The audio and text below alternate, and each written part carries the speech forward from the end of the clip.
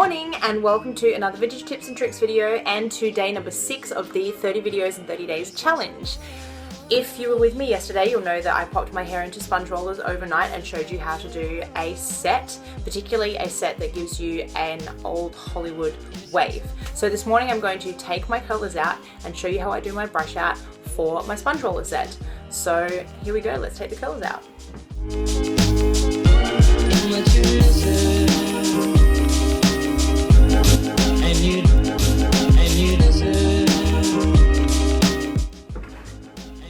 So you'll see you get a much tighter, springier curl with a sponge roller set, which is something that's really good for those of you who ask me questions about like how to make your set stay, that really struggle with keeping the curl in. Try a sponge roller set because the curls will end up much smaller and tighter. It does mean you have to do a lot more brushing out though if you're someone whose curls stay really easily. So with your sponge roller set, you might find that it tangles, so start at the ends of your hair and work your way inwards. When you do your brushing, it will be a lot easier because as you can see, it's very tight. You can already see the wave that I'm getting in my hair, those little arch shapes, which I'm getting as a result of the way I did my setting pattern. Now, because I've done sponge rollers, the setting pattern is not going to give you that nice loose wave which was requested, more of like an Anita Ekberg or a Lana Turner wave. That's going to have to be a separate video, but the setting pattern is the same because you're going to get a much tighter, more 40s look out of a sponge roller set, which isn't going to result in what you want in terms of that old Hollywood wave look, but it will give you the perfect achieve things like a poodle do, because look, it's like a poodle curl. It also makes it really easy to do a Marcel wave. I don't know if you can see this, but if you want to comb those into Marcel waves, it is super easy. Just remember that set. You can see these dips here of different directions. That's my set, so make sure that you set that way if you want to try and do a Marcel wave. I almost don't even have to comb it into the Marcel wave. It's just going to kind of do it all by itself, which is really cool. I don't have any pomade at the moment, but that's perfect for dealing with these frizzies that you get. I don't know if you can see them in the video, but I get frizzies really easily because my hair is very fine. And the best way to deal with that is some pomade, but I don't currently have any. But it literally works wonders.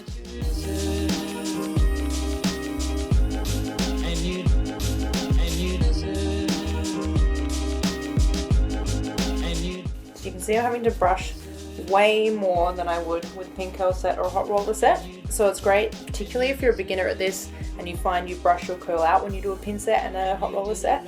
Sponge roller set is really good because you basically almost can't brush the curl out of your hair. So it's a really good kind of like beginner's curling method. Okay guys, so once you've got your hair brushed out, you've taken your rollers out and you've given it a good brush through, you'll find it has much tighter curls than a pin curl set and a hot roller set does. And that means you can do several things with a 1940s do that is really classic. I will put some pictures of some classic do's up next to me and then I will imitate that style slightly. These are just 3 quick and simple do's. The first one is a Poodle Updo, which I will show you now, and I filmed a little bit earlier. And I'm going to do a poodle do. Very popular from this era and made famous by, of course, Grable. You're going to start by brushing your hair toward the front of your head. You don't have to brush into the curls, you're just getting the curls up toward the crown of your head. And then, people like to start from all different directions. I personally like to start from the front because I find it easier that way. But brush your hair straight upwards, that is the key, and pin around the crown of your head. And you want to pin, some people say crisscross, I don't. I think that uses way too many pins. I just lay them flat alongside each other, like so. Then you brush up the next section of hair and incorporate that.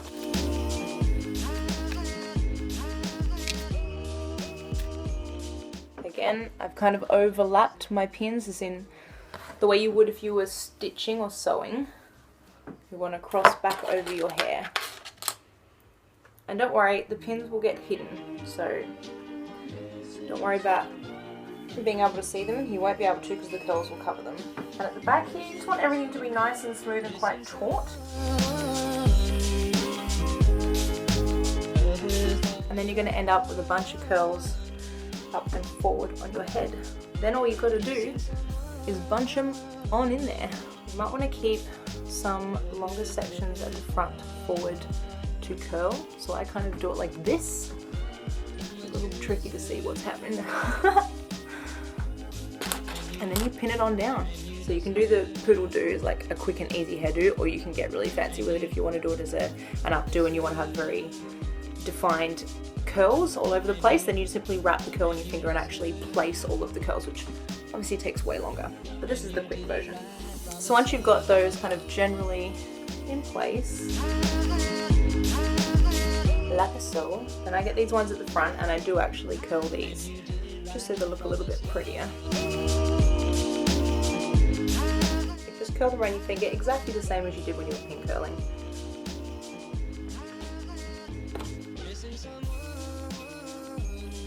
And I kind of pin them in and around my face so you end up with some little pin curls to sort of frame.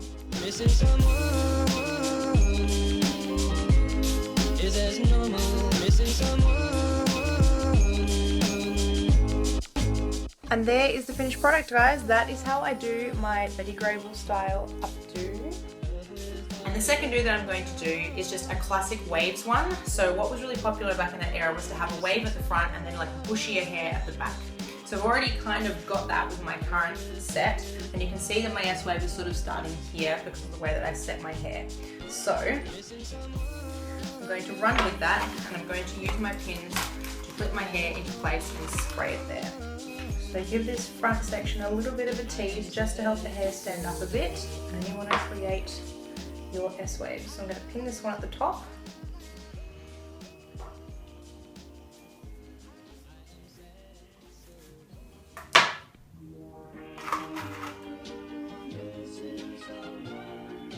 Pin this one here, and you basically brush the waves into place. Follow what the hair is naturally doing. You can see where I'm already getting kinks. So you want to go with that. You don't want to work against your hair. You want to go with what's happening. It will be so much easier than fighting your curl, because believe me, it's going to do whatever it wants.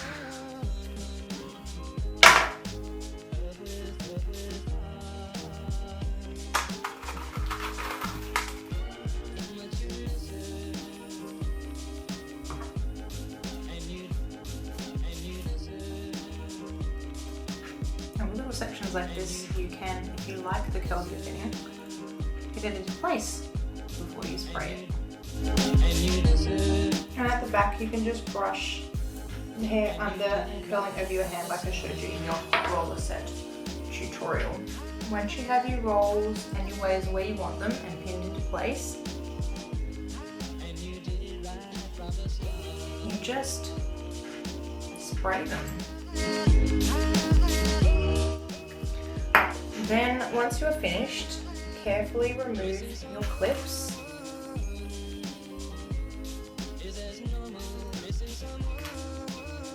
And voila! Your hair will stay in place. It's going to be little bits up at the front. And if your set has been done properly, it should just stay in place. Like so. So that's hairstyle number 2. And for hairstyle number 3, I'm just going to do a quick half up, half down do. So you simply want to separate your hair. And I recommend already having done that first bit initially, because it will help with this bit here. Makes the process much easier. You just want to separate this front section like we do when we actually set the hair. Okay, so rather than brushing the hair up, I take this back section. You don't want to brush through this bit because you've got your beautiful curl there. So I just comb up and through this little back section here, leaving the curl at the front alone. And then like I showed you in your easy 1940s video, you want to take that little section of hair there. Feel free to give this a little bit of brush out if it's looking a bit makey and messy. We're essentially going to hide it so it doesn't matter too much. Twist and tuck it under, and then push it back down a little bit so that you get this little puffy section at the side of your hair. Like so. And then pin it into place. I'm just going to crisscross it like this at the back here. And then with the bit that's sticking out, comb it down and incorporate it into your hair. Once again, if you look at the original picture for this style, it's quite fluffy, so just go with it. Like, don't be afraid of the fluffiness of your hair. It's quite normal for that era. And same on this side. I'm going to separate down and behind the ear, except instead of leaving the curl, we're actually going to pick it up and take it through, twist, and push to get that little pocket of hair along here. I'm going to pin it down here. And this little curly bit of hair there. I'm actually going to incorporate that into that little bit at the front, and also to help cover up the clip. And I don't have any flowers at the moment, but you'll see in the picture that she's used a little set of flowers just here, which will really add to it being a 1940s style. And that's it, guys. As I say, stick a little flower there if you want a bit of extra zhuzh to it. Otherwise, that's pretty simple. A lot of the 40s dudes, they push their hair forward because their haircuts were shorter. They had the short to medium midi. So what they would do is flip their hair and the curls forward and to the front. My hair isn't in that cut at the moment, so it's kind of tricky to show you, but you get the idea. As long as you get this kind of puff at the front, the kinks and stuff in the hair were perfectly normal for that era. A lot of women had perms, and so you get these little kinks and things in your hair. Go with it. That's a 40s look. You're not going to get that smooth, sleek look that they got in the 50s because they advanced in their curling styles. But I really like these little kind of nuances of the 40s hair. That's my favorite thing about it. I hope you liked this video. If you did, give it a thumbs up. Don't forget to subscribe and come back tomorrow for video number 6 in the 30 videos in 30 days challenge. Thanks for joining me. See you in my next video, guys. Bye.